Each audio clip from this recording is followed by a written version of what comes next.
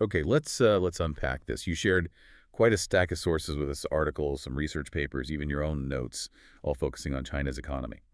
But what really struck me looking through it is how these sources seem determined to look beyond that story we've heard for years, Yeah. this idea of an unstoppable rise. That's exactly right. For so long, the main narrative was China's inevitable path to becoming a global superpower, fueled by that incredible growth, huge infrastructure projects, expanding influence. It felt almost predetermined to a lot of people. And our mission today, using only the information you've given us here, is to really dive into these sources, pull out the most important insights, and give you a shortcut to understanding the current economic reality in China. Because, like you saw in this material, it paints a really different picture than that one of effortless, perpetual ascent. Precisely. The sources are highlighting slowing growth, escalating debt across multiple layers, not just the national level, and some very real cracks appearing in systems that once seemed incredibly robust. And this is happening while the whole global economic landscape is shifting dramatically, and not just for the U.S. either. Yeah, looking through these sources, a few big questions jumped out immediately that kind of push back against that simple China's rising story. Like, how can a growth rate around 5%, which, let's be honest, sounds phenomenal by most standards, especially for a huge economy, how can that actually be considered a problem for China? Right. And it's not just growth. The sources also raise this puzzle. Why is deflation, which just means prices are falling, why is that seen as a major concern for their economic health? Normally, you'd think cheaper goods sound pretty good. Absolutely. And another one that made me pause. How is it possible that a country with relatively low national government debt is reportedly facing what looks like a significant debt crisis? Where's all that other debt hiding? Good question. And finally, the sources tackle this head on. Is what we're seeing now fundamentally different from all those times in the past when people predicted China's economic struggles or even collapse, only for it to just keep growing? No, it's impossible to talk about this without acknowledging the sensitive context the sources touch on, international tensions, human rights issues, the big shakeup to the global order where the U.S. has been the dominant economic force for so long. There's maybe a part of people that wants to hear about China's economic troubles because of those factors. The sources make it really clear, though, that our focus here is strictly on the economic reality presented in the data and the arguments within this material. We're not, endorsing any particular viewpoint, just examining what's laid out impartially. Wishing something were true doesn't make it a fact. Good point. Yep. And the sources provide some helpful context by reminding us that predictions of China's economic doom, they aren't exactly new. They were circulating quite a bit just over a year ago, based on what you sent, and things didn't play out nearly as dramatically as some predicted back then. But what has changed since then, according to the material, is that China has fully reopened. They came out of some of the world's longest and strictest COVID lockdowns, which really choked off activity. And there was this expectation of a huge economic surge once things opened up again. While there was a bounce back, it definitely wasn't as strong or as sustained as many had hoped, including, it seems, the government itself. So what we're really doing today is exploring these surprising kind of complex economic challenges, but purely through the lens of the information you've gathered for us. It's about getting a more nuanced understanding of a topic that has real-world impacts on the global economy and, likely, on things you interact with every single day. Okay, so let's jump into that growth question you raised first. The sources track China's growth, from near double digits before the pandemic down to around 5% more recently. And you see headlines sometimes treating 5% like the sky is falling. But as you pointed out, for most large economies, 5% would be incredible. The U.S., for example, often aims for maybe 2-3%. Right. So if 5% is still high globally, why is it viewed as such a significant problem for China's economy specifically? According to these sources, what's the catch? Well, the sources use a pretty compelling analogy. It's all about expectations and compounding. Think about it like personal finance. If you've planned your entire life, taken on a huge mortgage, maybe decided to have more kids, all based on the assumption you'd get a 10% pay raise every year for the next decade, and suddenly that drops to 5%. Well, 5% growth is still good money, objectively, but it completely messes up your long-term financial planning. Ah, okay, I see. Because the national GDP growth, that's like the country's total income stream. And that growth rate compounds over time, right? So the difference between 5% and, say, 10% over 10 years means the economy ends up vastly different in size than originally projected. Exactly. The sources really stress suggest that China built its economy and, maybe more importantly, made massive investments at every level, from the central government right down to individual households, based on this expectation that growth would keep going at a much higher rate than 5% for a much longer time. And this is where things like the famous ghost cities come in, isn't it? Yeah. The sources mention these huge developments built to house millions that sat empty for years, just soaking up enormous amounts of investment. Yes, precisely. Those were built assuming that population growth and migration from rural areas would just continue unchecked, and the economy would grow fast enough to fill them up and make those investments pay off.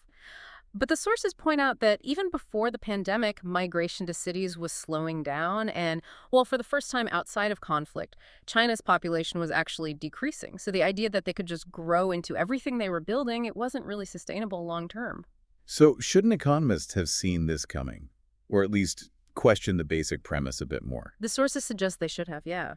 The optimistic projections just didn't seem to factor in these demographic shifts effectively enough. Real estate is maybe the most visible example of this overly optimistic planning, but the sources note it extends way beyond that. Huge infrastructure projects, trade deals, even ambitious international things like the Belt and Road Initiative, all were predicated on incredibly rapid future growth. Now, over-optimistic planning isn't necessarily a crisis on its own, but it becomes one when you look at the debt that got attached to it. Ah, yes, debt. Okay. China is often seen as this nation of savers, right? With those huge foreign currency reserves. But these sources, they paint a picture of a very different kind of debt problem lurking beneath the surface. They really do. China's national government debt, if you just look at that number, it looks relatively healthy, around 77% of GDP, especially compared to the U.S. at over 120%. But the sources are very, very clear. That's not even close to the full story. Okay, this is where it gets really interesting and maybe a bit complex. The sources describe how the debt is sort of spread out and sometimes hidden. That's right. Beyond the national debt, there's provincial debt. And this is a major concern because, unlike the central government, provinces can't just print money. If they get in too deep, they can actually become insolvent. And tracking this is apparently incredibly difficult. Why is tracking provincial debt so hard then? The sources hinted at data issues. They did. Provincial reporting is, well, inconsistent. And there's a strong incentive, according to the sources, for local officials to sort of misrepresent the figures, to look better to the central government, for promotions or funding. Like that wild anecdote the sources included about local officials reportedly painting grass green or setting up fake drain covers or even sticking rocks on rebar to look like flowers just before central inspectors visited. I mean, if they'll go to those lengths for appearances, fudging financial numbers seems kind of plausible. Precisely. It illustrates the pressure. The sources cite estimates from groups like Goldman Sachs, which put total provincial debt at over 23 trillion US dollars. That's over 150% of China's GDP, just for the provinces, on top of the national debt. Wow. Okay, so just combining national and provincial debt already pushes the total over 200% of GDP, which is usually where alarm bells start ringing pretty loud, even for very resilient economies. And you compare that to U.S. state debt, which the sources put at just a fraction of China's provincial borrowing.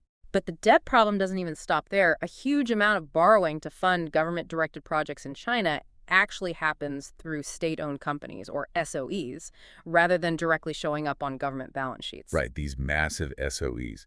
They've been the engines behind so much of the infrastructure boom, both inside China and internationally, sometimes with outcomes that are, well, less than stellar, according to these reports. The Belt and Road Initiative is a prime example cited, largely funded and carried out by Chinese SOEs. The sources suggest it hasn't really delivered on its initial promise, leading to vast amounts of lending that are probably unlikely to ever be repaid. It's effectively turned China into a global debt collector in some cases, which is a far cry from the grand vision. Major projects are reportedly being abandoned. And domestically, SOEs tied to property development obviously got hit hard by the collapse of giants like Evergrande. Others, like the National Railway Corporation, overinvested based on those same optimistic future growth rates we talked about, taking on debt loads that are incredibly difficult to manage now that growth has slowed down. The sources estimate the debts of China's state-owned companies might exceed $15.6 trillion. So that brings our running total, if you add it all up, to over $52 trillion, or roughly 300% of the country's GDP. 300%, and that's before we even talk about individual household debt. That's correct. Regular households have also borrowed very heavily, and overwhelmingly it was to invest in real estate. property in major Chinese cities became some of the least affordable in the world relative to income, but people really bought into the idea that cities like Shenzhen could replicate their success nationwide. Pooling life savings, taking out massive loans for apartments that were sometimes poorly constructed, and on land that's technically only rented from the state. I mean, in hindsight, it sounds incredibly risky, but it made perfect sense if you truly believed prices would just keep skyrocketing and growth would never stop. And the sources note these were often seen as investments first and places to live second. Including this household debt, much of which is now tied up in unproductive assets that are losing market value, the sources suggest China's total debt burden could be as high as 360% of its GDP. And critically, this mountain of debt is made far worse by another factor the sources highlight: deflation. Deflation. Okay, right. We hear so much about inflation where prices rise. Deflation is the opposite. Prices are actually falling. Intuitively, cheaper stuff sounds like a good thing. Why is this a major concern for China's economy, according to these sources? Well, the sources explain that persistent deflation, especially unexpected deflation, it's often a symptom of deeper economic problems. It usually signals that consumers aren't spending as much money. Businesses then have to lower prices to compete and try to entice buyers who are reluctant. And why would consumers be spending less? Is it lack of money or? It could be either because they have less money, maybe due to unemployment or stagnant wages, or, crucially, because they're worried about the future and are choosing to save rather than spend. Both indicate a lack of confidence, and both are negative for economic health. And deflation itself can create a negative feedback loop, can't it? Absolutely. A little bit of inflation can actually be healthy. It encourages people to spend or invest money now because its value might decrease slightly in the future. Deflation does the exact opposite. If your money will buy more next month or next year, the incentive is to just hold on to it, risk-free. This reduces demand, which further pressures businesses, potentially leading to wage cuts or layoffs, even if real income theoretically rises because prices are falling. And the sources note this is particularly bad for China's position as a manufacturing powerhouse. If deflation persists, but wages don't fall accordingly, China's labor costs become relatively more expensive compared to rivals like Vietnam or India, potentially eroding their competitive edge. So it really seems like all these issues, the growth slowdown, the colossal debt piled up across different sectors, and now this deflationary pressure, they're all interconnected. The sources strongly suggest that many of these problems wouldn't be nearly as severe if China was still experiencing that high double-digit growth of the past. Because that high growth was the rising tide that was supposed to lift all those ships, right? Even the leaky ones full of debt and speculative investment. Precisely. The planning, the investment, the borrowing, it was all kind of predicated on that tide continuing to rise very rapidly. The fact that it slowed, even to a still globally high 5%, exposed the vulnerabilities and the risks that were inherent in that model. Speaking of vulnerabilities, the sources spend a significant amount of time questioning the very foundation of how we understand China's economy. Yeah. The reliability of its official data. Yeah, this is a really crucial point the sources emphasize. They make it quite clear that economic figures coming out of Chinese government agencies are potentially altered or massaged at various levels of government, all intended to present a more positive picture than the underlying reality. Now, while some level of massaging might happen everywhere to some degree, the sources argue it's particularly prevalent and systemic in China. And there are logical reasons cited in the sources for this, right? Like local officials wanting to look good to the central leadership to get promotions or maybe more funding, or the central government wanting to project strength on the international stage. Exactly. But the problem is, when decisions affecting billions of people are based on potentially inaccurate data, even small biases can have really significant consequences for people's quality of life. The sources point out that even in highly transparent countries like Australia, different international bodies estimating GDP can vary by hundreds of billions, just showing how much estimation is involved, even in the best cases. And sometimes they claim a level of precision, like reporting GDP figures down to the dollar. It just seems mathematically impossible given the sheer scale and complexity of the economy. But the real issue in China, according to the sources, is that the strong incentives at pretty much every level push the data towards positive overestimation. When all this data is aggregated nationally, the errors compound, potentially leading to official national figures that are often significantly higher than reality. The sources even reference a quote, supposedly from the 1990s, by former Premier Li Keqiang, who reportedly called the GDP figures purely man-made and unreliable back then. Yes, and the Chinese government has actually acknowledged this systemic problem to some extent.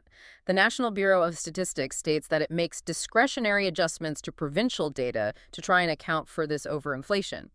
But, as the sources note, they provide absolutely no transparency on the specifics of these adjustments, which some argue makes the data even harder to interpret than if it were simply reported falsely in the first place. So based on these sources, it seems widely accepted among economists who study China that the official figures are, well, unreliable and likely overestimates. It's due to a combination of genuine data collection challenges in a still evolving economy, but also, more importantly, deliberate manipulation at multiple levels. Which naturally leads to the question, okay, how can we get a better estimate then? The sources discuss using alternative data points, proxies, things that are correlated with economic activity but are harder for governments to collect directly or maybe manipulate easily at the source. Like Li Keqiang's supposed Qigong index you mentioned, electricity consumption, rail cargo volume, and bank lending. The logic being, look, if you're using more power, shipping more goods, and borrowing more money, your economy is almost certainly growing. Those are definitely key alternative metrics. They tend to be more centralized and harder to falsify right at the initial collection point, though they could still potentially be subject to some massaging before public release. Another fascinating one the sources mention is using satellite imagery to measure the amount of light emitted at night, operating on the theory that more economic activity generally correlates with more light. That's a really creative approach. The sources show those stark images comparing South and North Korea at night to illustrate the concept. Right, it's a very compelling visual. But the sources are also meticulous in detailing the flaws in this method, too. Larger populations naturally use more light regardless of wealth. Different industries have very different light profiles. And even cultural factors in how cities are lit can vary. Paris, a massive economic hub, is often less brightly lit in satellite images than Shanghai, for instance. So you have to add all these adjustments for the variables, which kind of brings us back to the problem of discretion and potential bias you mentioned earlier with the official stats. Exactly. A paper cited in the sources by an economist named Lou Martinez using light output suggested China's light growth over decades wasn't really consistent with its claimed GDP growth. His analysis suggested growth might have been overestimated by more than double between 1993 and 2012. He also found, using this method, that autocratic governments tend to overstate their economic figures by about 35% on average. Though, the sources prudently note that communist nations' historical focus on electrification might mean they start with a higher baseline of light output that isn't purely tied to recent wealth increases. So, another complication. Yes. I think the key takeaway from the sources regarding these alternative metrics is that while they are incredibly useful for providing context and challenging the official narrative, they aren't perfect substitutes either, and they struggle to give a precise alternative GDP figure. But, as the sources point out, for decision makers, maybe the exact decimal point of GDP matters less than understanding the underlying trends and where the real pressure points are building up. And the most visible pressure point, the one the sources repeatedly return to, is the real estate market. Absolutely. It's described in the material as a potential multi-trillion-dollar time bomb. And it's even more deeply embedded in China's economic and social system than real estate is in many Western countries. Prices in major cities became just astronomical compared to average incomes, even with wages rising significantly over the years. Why did prices get so insane, according to the sources? They seem to give three main reasons. One was that expectation of endless future growth. We already discussed people treating property purely as a speculative asset, like buying a stock just because you think it'll double tomorrow, not necessarily because you need somewhere to live. Right. The second reason highlighted was a significant lack of other appealing investment alternatives for average citizens. After issues with the stock market and various crackdowns on things like peer-to-peer lending platforms, real estate became almost the default place for Chinese households to put their savings and try to get some kind of return. And the third reason, which the sources really emphasize, is the immense societal and a practical pressure to own a home, which is heavily tied into something called the hukou system. Yes, the hukou system. It's China's household registration system. It basically dictates where citizens are officially registered and, crucially, where they have access to public services like healthcare and education. Millions upon millions of internal migrant workers move from rural areas to cities for jobs, but they remain legally registered in their home villages. So they're living and working in the cities but can't easily access basic public services there. Like, the sources use the analogy of not being able to send your kids to a city public school if you were born in a different province or state here. That's exactly the parallel the sources draw. And the solution, often on an individual level, is to buy a property in that city. It's incredibly expensive, often requiring pooling the life savings of multiple family members and taking out huge loans. But owning that property is frequently the pathway to gaining resident status, the local hukou, and thus access to those city services. For many, it's not just an investment. It's about gaining something akin to full citizenship in the place they actually live and work. And this isn't a minor issue. The sources note that maybe up to a third of the population in major cities might be designated rural workers without full access to local services. So this hukou system, combined with the fact that all land is technically rented from the government, not owned outright, and that provincial governments historically relied really heavily on selling these land leases for revenue, it just created this perfect storm for inflated property prices. Yeah, provincial governments essentially became addicted to the revenue from land sales. Building was a huge industry, creating jobs and economic activity. But this reliance made them complicit, really, in propping up what looked like an unsustainable bubble. The central government recently stepped in to centralize land revenue collection, which might be paving the way for a uniform property tax. That would make property an ongoing expense rather than purely a speculative asset, which would likely cool demand significantly. But this whole market is under immense pressure right now, isn't it? The fallout from the COVID lockdowns certainly didn't help things. The sources mention exports are technically high, but argue that might be more about commodity price increases masking potentially lower genuine volume growth. Port closures, trade tensions definitely hurt. And unemployment is a major issue highlighted, particularly among young workers. The sources describe this phenomenon called lying flat, where young people are actively refusing high-pressure jobs, or sometimes any work at all. It's seen almost as a form of peaceful protest, a feeling that intense effort only props up an aging, over-leveraged system without actually improving their own lives. The government seems genuinely concerned about this as they rely heavily on this labor force. And that massive pile of debt we discussed earlier, it's coming due. And a huge chunk of it is tied directly or indirectly to real estate. Household debt has surged, often for these apartments, sometimes poorly constructed, on rented land. With the real estate market now falling and developers unable to finish projects that people have already paid most of the money for, people are actually refusing to pay their mortgages in some cases. Which in turn means banks are facing liquidity issues, raising fears of classical bank runs. The sources point out this is viewed by economists as a potentially catastrophic trigger point if it spreads. So let's just list it out based on the sources. A collapsing housing market, serious municipal-level debt issues, implied by those huge provincial debts, a breakdown in foreign investment confidence, massive infrastructure debt overhang, trade wars impacting key industries, climate issues affecting agriculture and industry, the lingering post-lockdown economic fallout, potential food shortages driving up prices, signs of civil unrest like those mortgage boycotts, industrial slowdowns, and fears of bank runs. Plus the long-term issues like an aging population and a government that appears less business-friendly than it perhaps once was. I mean, that sounds, on the face of it, like a recipe for economic collapse. It certainly looks dire when you compile that list, absolutely. But this is precisely where the sources kind of shift perspective and ask, well, what does collapse actually mean in this context?